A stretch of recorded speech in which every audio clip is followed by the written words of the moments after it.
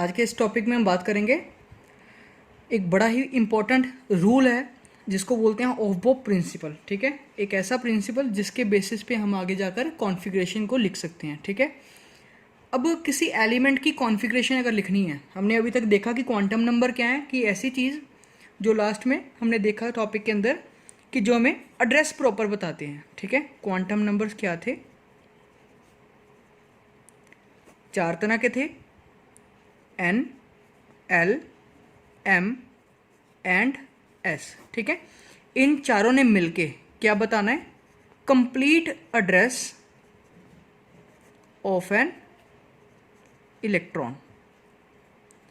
एक इलेक्ट्रॉन की complete address की इंफॉर्मेशन हमें कौन देगा, क्वांटम नंबर्स। ठीक है, क्वांटम नंबर्स हैं ये चारों जो मिलके हमें कंप्लीट इलेक्ट्रॉन का एड्रेस बताएंगे। ठीक है, अब इनके अंदर हमने देखा कि एन तो ठीक है, नंबर ऑफ, ठीक है, प्रिंसिपल क्वांटम नंबर हो गया, एल क्या हो गया, एजीमुथल क्वांटम नंबर, एम हो गया हमारा मैग्नेटिक एंगुलर क्वांटम नंबर। ठीक है, यहाँ लास्ट स्पिन क्वांटम नंबर। ठीक है, एक चीज़ और हमने देखी है, जो एस ऑर्बिटल है उसके अंदर सिर्फ एक ही है ऑर्बिटल। ठीक है, जिसको सब शेल बोलते हैं, ऑर्बिटल बोल सकते हो जिसको। एस ऑर्बिट के अंदर, एस शेल के अंदर एक ही ऑर्बिटल है। इसका मतलब इसके अंदर मैक्सिमम कितने इलेक्ट्रॉन हो सकते हैं, 2। ठीक है, हर एक शेल के अंदर मैक्सिमम से मैक्सिमम 2 इलेक्ट्रॉन होते हैं। ये हो गया एस। इसके बाद देखा पी के अंदर 2 थे। ठीक है, पी के अंदर 2 वैल्यूज आई, सॉरी 3 वैल्यूज आई, मीन्स इसके अंदर 3 सब सेल्स हैं।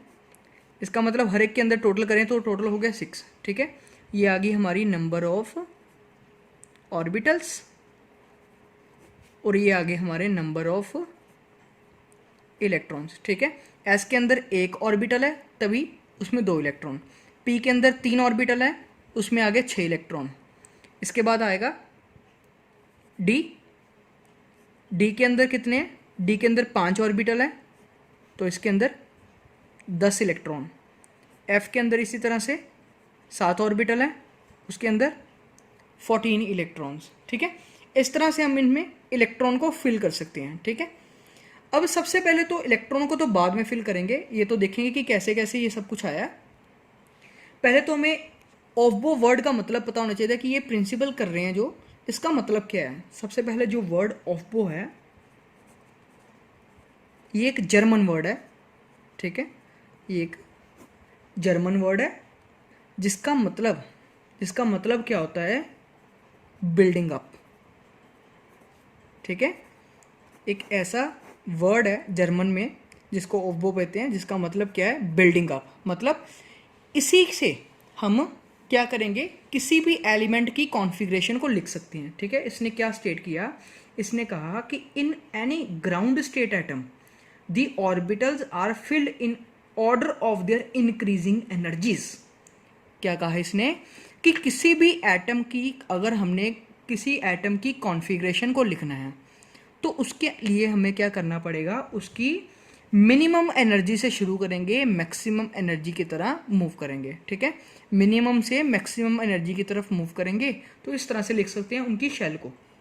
ठीक है, लोवेस्ट आएंगी जो पहले ऑक्यूपाई होंगी, जो हायर एनर्जी वाली होंगी उसको बाद में ऑक्यूपाई करेंगे। ठीक है, इसके लिए जैसे मान लो कि कोई शेल की बात कर रहे हैं, जैसे 1s शेल है, ठीक है, 2s शेल है, 3s शेल है, ठीक है, 4p शेल है, 5p शेल है, 6d है, तो मेरे को कैसे पता लगेगा कि किसकी एनर्जी कम है, किसकी एनर्जी ज़्यादा है।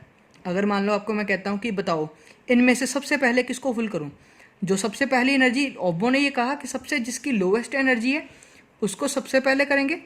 ठीक है, लोवेस्ट सबसे फर्स्ट में, और जो हाईएस्ट एनर्जी वाला है उसको सबसे लास्ट में।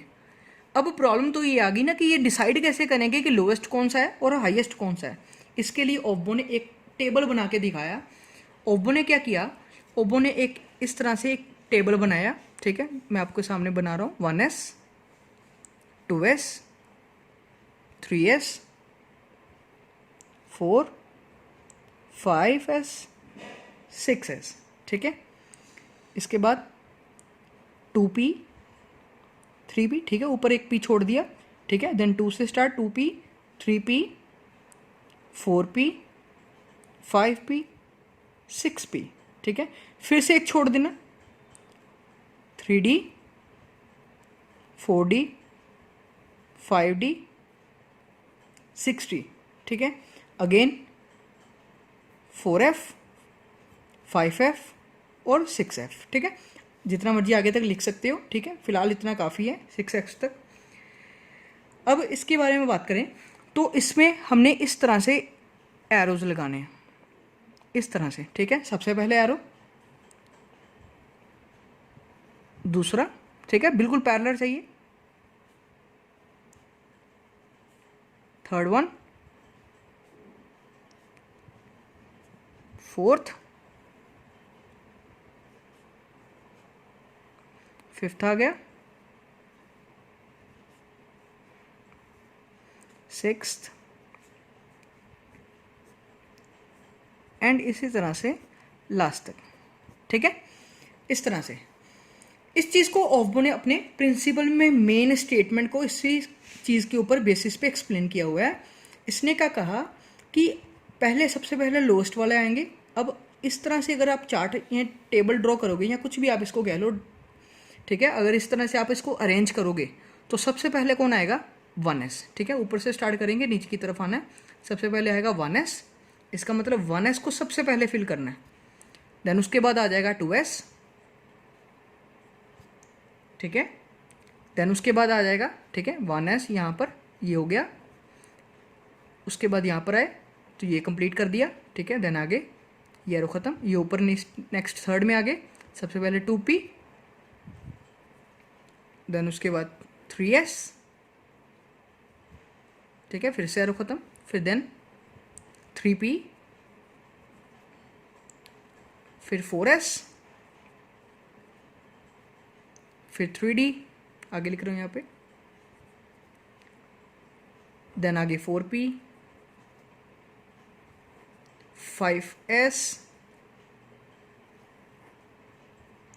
4d, 5p, 6s, ठीक है। इस तरह से, ठीक है। आगे आप चाहे 7 तक भी लेके जा सकते हो, 7s लिखोगे तो ये सबसे पहले आ जाएगा इसमें, ठीक है। इस तरह से यहाँ तक मैंने लिखा है एंड सोन आगे। ये चीज़, इस चीज़ को बोलते हैं इलेक्ट्रॉनिक कॉन्फ़िगरेशन। इस चीज़ को क्या बोलेंगे, इलेक्ट्रॉनिक कॉन्फ़िगरेशन। अगर हमने किसी भी एलिमेंट को प्रॉपर स्टडी करना है तो हमें सबसे पहले चीज़ जो आनी चाहिए वो लिखनी आनी चाहिए इलेक्ट्रॉनिक कॉन्फ़िगरेशन। जैसे, ठीक है, अब आपको यह भी मैंने बता दिया कि किस शेल के अंदर कितने इलेक्ट्रॉन हैं, ठीक है। जितने भी s वाले हैं उसमें 2 इलेक्ट्रॉन हैं, जितने भी p वाले हैं उसमें मैक्सिमम 6 इलेक्ट्रॉन हैं, जितने भी d वाले हैं उसमें मैक्सिमम 10 इलेक्ट्रॉन हैं, f वाले में मैक्सिमम 14 इलेक्ट्रॉन हो गए, ठीक है। इस तरह से अब इनके बेसिस पे एक एग्जांपल देखते हैं, ठीक है। जैसे मान लो मैं एक एग्जांपल लिख रहा हूँ, बिल्कुल सिंपल से शुरू करेंगे, ठीक है। एग्जांपल ले रहा हूँ, मान लो नियॉन। नियॉन का नंबर कितना होता है, 10, ठीक है। आपको एटॉमिक नंबर याद रखने पड़ेंगे, ठीक है।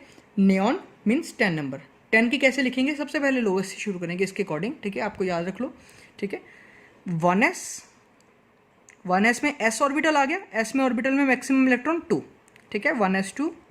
देन आगे 2s2, ठीक है, 1s2 2s2, आगे फिर 2p6, ठीक है। कितने हो गए इलेक्ट्रॉन, 2 + 2 4, 4 + 6 10, ये टोटल कितने हो चुके हैं, 10। इसका मतलब ये कंप्लीट हो गया, ठीक है। ये चीज़ क्या आ गई हमारी, इलेक्ट्रॉनिक कॉन्फ़िगरेशन ऑफ नियॉन, ठीक है। नियॉन की अगर कॉन्फ़िगरेशन लिखनी है तो क्या आएगी, 1s2 2s2 2p6, ठीक है। इस तरह से बोलेंगे, ठीक है। एक दो और एग्जांपल्स बताता हूँ। जैसे मान लो लिखते हैं आर्गन, ठीक है, Ar। आर्गन का नंबर कितना है, 18।